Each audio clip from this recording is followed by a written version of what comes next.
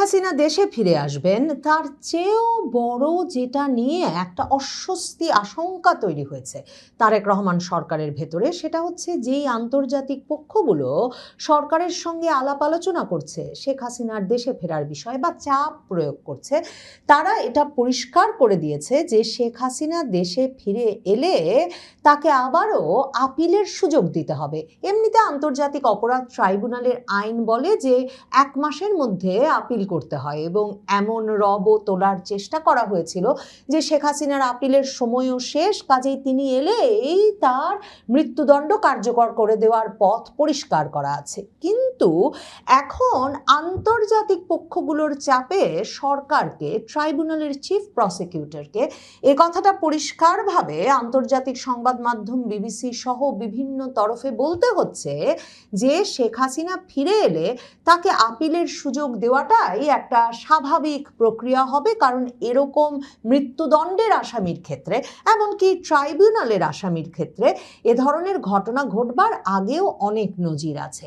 শেখ হাসিনা এমন অবস্থায় দেশে ফিরে আসতে চান, তিনি বারবার বলছেন যে ফাঁসির মঞ্চ তৈরি করুক, তিনি আসলেই ফাঁসিও দিয়ে দিতে পারে, জেলেও রাখতে পারে, জেলখানাও প্রস্তুত করুক। কিন্তু সরকারের আশঙ্কার জায়গা হচ্ছে যে শেখ হাসিনা দেশে ফিরলে রাজনৈতিক পরিস্থিতিটা যেভাবে উন্মাতাল হয়ে পড়বে, তাতে তার একটা বিচার প্রক্রিয়া তিনি দেশে থাকা অবস্থায় চালিয়ে নিয়ে যাওয়া সত্যিকার অর্থেই রাজনৈতিকভাবে খুবই মুশকিলের একটা পরিস্থিতিতে ফেলবে তারেক রহমান সরকারকে। সে কারণে তারেক রহমান সরকার, বিএনপি সরকার এই সময়ে শেখ হাসিনার পাসপোর্ট ইস্যুটাকেই আসলে নানাভাবে খেলতে চাইছে। 2025-এর জানুয়ারিতে ইউনূস সরকার শেখ হাসিনার পাসপোর্ট বাতিল করে দিয়েছিলেন। এখন ওই যে সংবাদ মাধ্যমে খবরও বেরিয়েছিল যে শেখ হাসিনা তো একটা ট্রাভেল পাস হলেই আসতে পারেন এবং শেখ হাসিনা ট্রাভেল পাসের আবেদনও করবেন। সরকার এই অবস্থানে একরকমের স্থির থাকছে যে এই মুহূর্তে শেখ হাসিনাকে পাসপোর্ট বা ট্রাভেল পাস কোনোটাই দিতে তারা প্রস্তুত নয়, এবং এই যুক্তি হিসেবে তারা উপস্থাপন করছে যে কই সালাউদ্দিন আহমেদের যখন 2023 সালে ভারতে সব মামলা মোকদ্দমা উঠে গেল, তখনও তো আওয়ামী লীগ সরকার তাকে ট্রাভেল পাস দেয় নাই। কিন্তু 2023 সালের জুনের প্রথম আলো, বাংলা ট্রিবিউন যে পত্রিকায় ঘাঁটেন দেখবেন স্বয়ং সালাউদ্দিন আহমেদ নিজে বলেছেন যে আওয়ামী লীগ সরকার তাকে ট্রাভেল পাস দিয়েছে, 3 মাসের মধ্যে সেই পাস নিয়ে তার দেশে ফিরতে হবে। তবে সালাউদ্দিন আহমেদ ফেরেন নাই, তিনি শিলংয়ে বসেই সরকার বদলে কাজ করছিলেন তার নেতার সঙ্গে। কদিন আগেই তিনি সেটা স্বীকারও করেছেন, এবং তিনি ফিরেছেন সরকার পতনের পর কয়েকদিনের মধ্যেই। এখন বিএনপি যুক্তি দিচ্ছে যে এই পাসপোর্ট বাতিল হয়ে যাওয়া এবং পাসপোর্ট না থাকার কারণে তাদের নেতা তারেক রহমানকে তো রীতিমতো রাজনৈতিক আশ্রয় প্রার্থনা করতে হয়েছিল ব্রিটিশ সরকারের কাছে। মানে 2018 সালে অবশেষে এসে মির্জা ফখরুল ইসলাম আলমগীর এই বিবিসি বাংলার কাছে স্বীকার করেছিলেন যে তাদের নেতা তারেক রহমান 2012 সালেই ব্রিটিশ পাসপোর্টের, ব্রিটিশ নাগরিকত্বের রাজনৈতিক আশ্রয়ের আবেদন করে ফেলেছেন, যেহেতু সরকার তাকে পাসপোর্ট ফেরত দেয় নাই। এরপর তো তারেক রহমান দেশে ফেরার আগেও বারবার এ নিয়ে অনেক আলোচনা হয়েছে যে তারেক রহমান কি ব্রিটিশ নাগরিক, তারেক রহমান কোন পাসপোর্ট নিয়ে চলাফেরা করেন, তার কি আদৌ ব্রিটিশ পাসপোর্ট হয়েছে। এসব প্রসঙ্গে নানা রকম আলোচনা, সন্দেহের মধ্যেই তারেক রহমান দেশেও ফিরেছেন, প্রধানমন্ত্রীও হয়েছেন, এবং দেশে ফিরে দিনে দিনে জাতীয় নাগরিকত্ব কার্ড এবং ভোটার তালিকায় নিজের নাম উঠিয়েছেন। কাজেই পরিস্থিতি অনুকূল হয়ে গেলে পাসপোর্ট, ট্রাভেল পাস কোনোটাই যেমন বিষয় নয়, তেমনি সরকার তার হাতে শেখ হাসিনার আশাটা পিছিয়ে দেওয়ার কি কি প্রক্রিয়া আছে সেটা যখন ভাবছে, তখন তার কাছে পাসপোর্টটাকেই সবচেয়ে উপযুক্ত একটা কৌশল বলে আপাতত মনে হচ্ছে। বিবিসি বাংলা একটা সংবাদ বিশ্লেষণ ছেপেছে, যেখানে তারা লিখছে শেখ হাসিনা দেশে ফিরলে কি হবে। কারণ গত কিছুদিন ধরে বারবার পত্রপত্রিকায় এই যে আন্তর্জাতিক অপরাধ ট্রাইব্যুনালের চিফ প্রসিকিউটর, বিএনপির ঘনিষ্ঠ আইনজীবী, বিএনপির রাজনীতির সঙ্গে ঘনিষ্ঠভাবে জড়িত এই আমিনুল ইসলাম চিফ প্রসিকিউটর, তিনি পরিষ্কারভাবেই বলছেন যে শেখ হাসিনার দেশে আসতে আইনগত কোনো বাধা নেই। তিনি বলেছেন যে আইনের দৃষ্টিতে শেখ হাসিনা পলাতক এবং তিনি কোন দেশে আছেন সেটা আনুষ্ঠানিকভাবে ট্রাইব্যুনাল জানে না, তবে বিভিন্ন মাধ্যমে তারা শেখ হাসিনা ভারতে অবস্থান করছেন বলে জানতে পারেন। ভারতের সাথে আমাদের এক্সট্রাডিশন ট্রিটি আছে, বিবিসি বাংলাকে চিফ প্রসিকিউটর আমিনুল ইসলাম এই বিএনপি নেতা বলছেন, এবং তিনি বলছেন বন্দি বিনিময় চুক্তির আওতায় তাকে আনার সুযোগ আছে, অথবা তিনি নিজেও আসতে পারেন। কিন্তু তিনি নিজে আসতে হলে তার হাতে পাসপোর্ট বা ট্রাভেল পাস থাকতে হবে। বিএনপি আসলে চাইছে যে ওই এক্সট্রাডিশন ট্রিটি বা বন্দি বিনিময় চুক্তির মাধ্যমেই ভারত তাকে পাঠানোর সিদ্ধান্ত নিক, এবং বিএনপি জানে, এই চিফ প্রসিকিউটর আমিনুল ইসলামও জানেন যে ভারতের পক্ষে মৃত্যুদণ্ডের আসামি এবং ভারত যাকে একটা রাজনৈতিক উদ্দেশ্য প্রণোদিত মামলা বলে জানে, এবং এমনকি ব্রিটেনের শীর্ষস্থানীয় 10 জন আইনজীবী শেখ হাসিনার মামলার রায় নভেম্বরে হওয়ার পর চিঠি দিয়ে ট্রাইব্যুনালকে এই রায়কে একটা সাজানো, রাজনৈতিক উদ্দেশ্য প্রণোদিত এবং অন্যায্য রায় হিসেবে অভিহিত করেছে।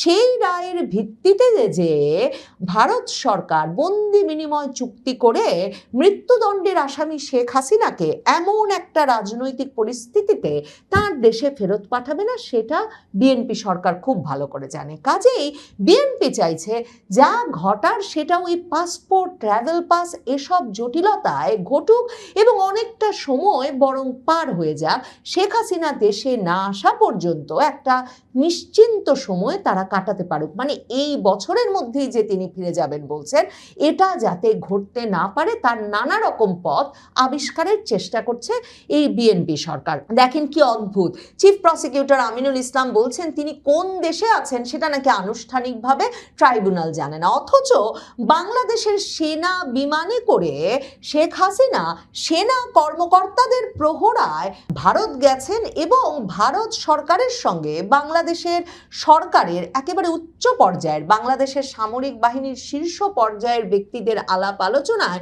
ভারত সেই সেনা বিমান ঢুকবার জন্য পথও খুলে দিয়েছে এবং একটা সামরিক ঘাঁটিতে গিয়ে শেখ হাসিনাকে নিয়ে যাওয়া বিমানটা নেমেছে। মানে এমনভাবে রাষ্ট্রীয় প্রহরায় তাকে ভারত নিয়ে যাওয়া হয়েছে, কিন্তু এই রাষ্ট্রের একটা ট্রাইব্যুনাল বলছে আনুষ্ঠানিকভাবে তিনি কোথায় আছেন সেটাও নাকি তারা জানে না। কিন্তু সবচেয়ে ইন্টারেস্টিং হচ্ছে যে তারেক রহমানের অতি ঘনিষ্ঠ ডাক্তার জাহিদুর রহমান, তথ্য উপদেষ্টা, তিনি যেমন শেখ হাসিনা দেশে ফিরবেন ঘোষণা দেওয়ার পরপরই ঘোষণা দিয়েছিলেন যে শেখ হাসিনা দেশে ফিরলে তার প্রতিও ইনসাফ করবে বিএনপি সরকার, তার বিচার হয়ে গেছে, কিন্তু তিনি আসলে আবারও নিজেকে ডিফেন্ড করার সুযোগ পাবেন। এবং তখনই প্রশ্ন করেছিলাম যে আপিলের সময়সীমা চলে গেছে, তার মানে কি আবার একটা পুনর্বিচার প্রক্রিয়ার প্রসঙ্গ আসছে, আপিল করবার সুযোগের প্রসঙ্গ আসছে? কারণ ওই যে ব্রিটিশ আইনজীবীরা কিংবা শেখ হাসিনার রায়ের পর হিউম্যান রাইটস ওয়াচ সহ যে মানবাধিকার সংগঠনগুলো উদ্বেগ জানিয়েছিল, তারা প্রত্যেকেই বলেছিল এই যে আসামির অনুপস্থিতিতে একটি আদালত এত দ্রুততার সাথে সর্বোচ্চ শাস্তি মৃত্যুদণ্ড দিয়ে দিয়েছে শেখ হাসিনাকে, সেটাকে তারা অন্যায্য এবং আন্তর্জাতিক আইনের রায়ের পরিপন্থী বলে মনে করে। কাজেই তারেক রহমান সরকার জানে, বিএনপি সরকার জানে এখন শেখ হাসিনা ফিরলে তাদেরকে ইনসাফ করতেই হবে, মানে আপিলের সুযোগ দিতেই হবে, এবং আপিলের সুযোগ দিলে যেসব কারণে যাবজ্জীবন দিয়ে দেওয়া হয়েছে, এখন আবার এই আমিনুল ইসলাম চিফ প্রসিকিউটর তার নেতৃত্বে রাষ্ট্রপক্ষ আবার আপিল করেছে যে কেন শেখ হাসিনা বলেছেন যে মুক্তিযোদ্ধার নাতিপুতিরা চাকরি না পেয়ে কি রাজাকারের নাতিপুতিরা পাবেন, এই বক্তব্যের জন্যও কিন্তু শেখ হাসিনার যাবজ্জীবন হয়েছিল, এখন মৃত্যুদণ্ড চেয়েছে রাষ্ট্রপক্ষ। এসব রাজনৈতিক উদ্দেশ্য প্রণোদিত খেলাধুলার বিচার যে চলবে না সেটা বিএনপি সরকার বুঝতে পারছে। কাজেই তারা চাইছে এই পাসপোর্ট, ট্রাভেল পাস প্রসঙ্গে শেখ হাসিনার আশাটা বিলম্বিত করতে এবং বলটা ভারতের কোর্টে ছেড়ে দিতে, যে ভারত বন্দি বিনিময় চুক্তির মাধ্যমে, প্রত্যর্পণের মাধ্যমে শেখ হাসিনাকে ফেরত পাঠালেই শুধুমাত্র শেখ হাসিনা আসতে পারবেন। বিএনপি সরকার সবচেয়ে বড় যে কারণে ঠেকে গেছে সেটা হচ্ছে এই যে আন্তর্জাতিক অপরাধ ট্রাইব্যুনালেই মৃত্যুদণ্ডপ্রাপ্ত বাচ্চু রাজাকার রাজাকার আবুল কালাম আজাদ তিনি 2013 সালে আন্তর্জাতিক অপরাধ ট্রাইব্যুনালে যুদ্ধাপরাধের দায়ে তার মৃত্যুদণ্ড হয়েছিল ধর্ষণ, হত্যা সহ নানা রকম গুরুতর অপরাধে। সেই আবুল কালাম আজাদ বাচ্চু রাজাকার তারপর থেকেই উধাও ছিলেন, পুরো বিচার কার্যটার সময়ও তিনি উধাও ছিলেন। 2026 সালে তিনি এসে আদালতে আত্মসমর্পণের আবেদন করেন। এর আগে 2025 সালে তিনি তার সাজা স্থগিতের আবেদন করেছিলেন ইউনূস সরকারের কাছে, এবং যে আসামি পলাতক, যে আসামিকে বিচারের সময় কিংবা দণ্ডের পরে আর কোথাও খুঁজে পাওয়া যায় নাই, সে আসামির গায়েবী সাজা স্থগিতের আবেদনের ভিত্তিতেও কিন্তু ইউনূস সরকার বাচ্চু রাজাকার আবুল কালাম আজাদের সাজা স্থগিত করেছিল, এবং 2026-এর জানুয়ারিতে আন্তর্জাতিক অপরাধ ট্রাইব্যুনালে হাজির হয়ে আবুল কালাম আজাদ ওরফে বাচ্চু রাজাকার আপিলের আবেদন করা মাত্র সেই আবেদন গ্রহণ করেন ট্রাইব্যুনাল। তার মানে এই যে আন্তর্জাতিক অপরাধ ট্রাইব্যুনাল আদালতে বাচ্চু রাজাকারের ঘটনার মাধ্যমে 1 মাসের মধ্যে নয়, মানে বহু বহু বছর পরে এসেও আপিল করতে পারার যে নজির সৃষ্টি হয়েছে, সেটা এখন সরাসরিভাবে বিপদগ্রস্ত করেছে বিএনপি সরকারকে। তাই চিফ প্রসিকিউটর আমিনুল ইসলামকে বলতে হচ্ছে বিবিসিকে যে যুদ্ধাপরাধ ট্রাইব্যুনালে দণ্ডিত 2-1 জন আপিল ফাইল করেছেন, সেখানে আমাদের আপিল বিভাগের সংবিধানের আর্টিকেল 104-এর আওতায় প্রিন্সিপাল অফ কমপ্লিট জাস্টিস, ওই নীতিতে অনেকের আপিল আদালত নিয়েছেন। কাজেই একজন পলাতক আসামি হিসেবে শেখ হাসিনা এলে তাকে অবশ্যই ট্রাইব্যুনালে সারেন্ডার করতে হবে, সারেন্ডার করে জেলেও যেতে হবে, এবং সেখান থেকে তাকে আপিল ফাইল করতে হবে বা যে প্রক্রিয়ায় তিনি যেতে চান, সেক্ষেত্রে আপিল শুনানি সাপেক্ষেই কেবল পরবর্তী বিষয়ে সিদ্ধান্ত নেওয়া সম্ভব, তার আগে নয়।